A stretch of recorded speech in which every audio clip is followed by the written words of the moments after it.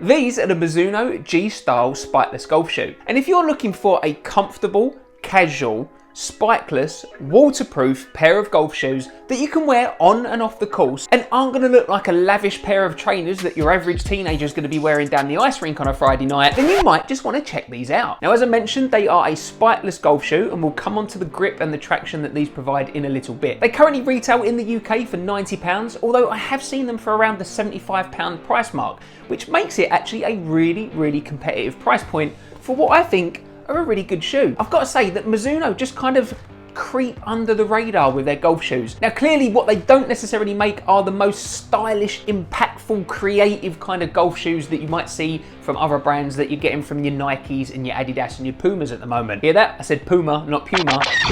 Catering to my US audience. But not everyone wants that type of golf shoe. Some people would prefer something a little bit more casual and relaxed, like these. You can wear these on the golf course, and you can easily wear these off the golf course with a pair of jeans or a pair of chinos. These have become one of my go-to pairs of trainers to walk to and from work in, especially when it's raining, because they are incredibly waterproof. I mean, not just the upper is waterproof, but they've got a gusset along the edge of the tongue as well, which means that if you pour water, like I did, right over the tongue and the laces section, your foot stays completely dry. These are some of the most waterproof shoes you can currently get out on the market today. Now, when I initially got them out of the box, I wasn't entirely sure about these actually. I thought maybe they looked a little bit too plain, a little bit too basic for me.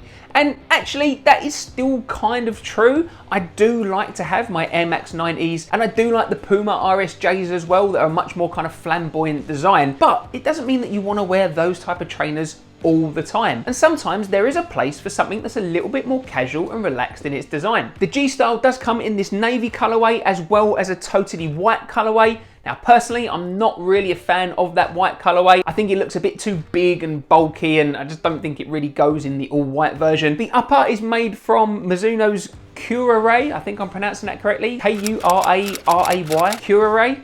Anyway, it's made from that upper, and so it's got a waterproof material, and it kind of looks like a leather. You can see there that you've got a little bit of a leathery looking pattern on it, although no, I don't think these are leather necessarily. I think it's maybe a hybrid or certainly a synthetic, but the design is very minimalistic. You've got the embossed running bird logo on both sides of the shoe there, and you've got it on the back as well. But overall, these are a very kind of plain looking shoe. Some people might be put off by the big chunky white midsole there, but that's just part of the design of it. It doesn't look out of place. And then you've got this kind of little tab at the back there in that blue in the middle. The fit of these shoes is really quite comfortable. It's definitely a relaxed style, and there's quite a bit of room in this toe box area. So it certainly isn't necessarily the most tight fitting shoe. Mizuno are going for comfort and a relaxed approach in this specific pair of golf shoes. The actual comfort underfoot is okay. They're certainly not the most comfortable pair of golf shoes that I've ever tried on in terms of that softness underfoot. In fact, they do feel a little bit firm if you're comparing them to other trainer-like golf shoes that you can currently get. Anything with Adidas Boost is going to feel a lot softer than this.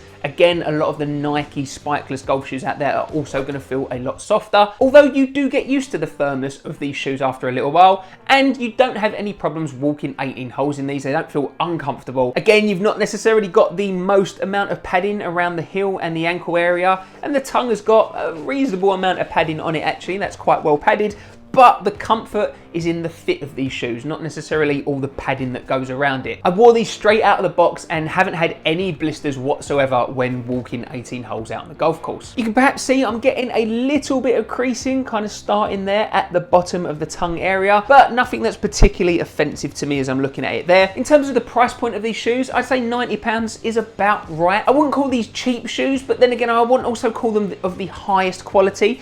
One thing you can probably see there on the top of the tongue there is that you can see the foam on the padding. It's not necessarily been stitched together right the way on it. You haven't got necessarily any metallic ring pulls on the laces there. It just goes straight through the shoe, and then you've got a plastic little ring pull at the top there around that top lace. They're kind of made to a little bit of a budget, but I'm fine with that. In terms of durability, I actually think these are really, really durable. They've held up really well. Mizuno are saying that the outsole of this is a reinforced rubber. The actual grip that you get from these shoes is fine. You know, it's not necessarily anything groundbreaking. You can see that you've just got all these cross patterns right the way on the bottom of the shoe. I would call it semi-aggressive. So these are going to be absolutely fine in terms of wearing these on a dry day. They're going to be all right if it's a little bit wet out there. You're not going to worry about your feet getting wet.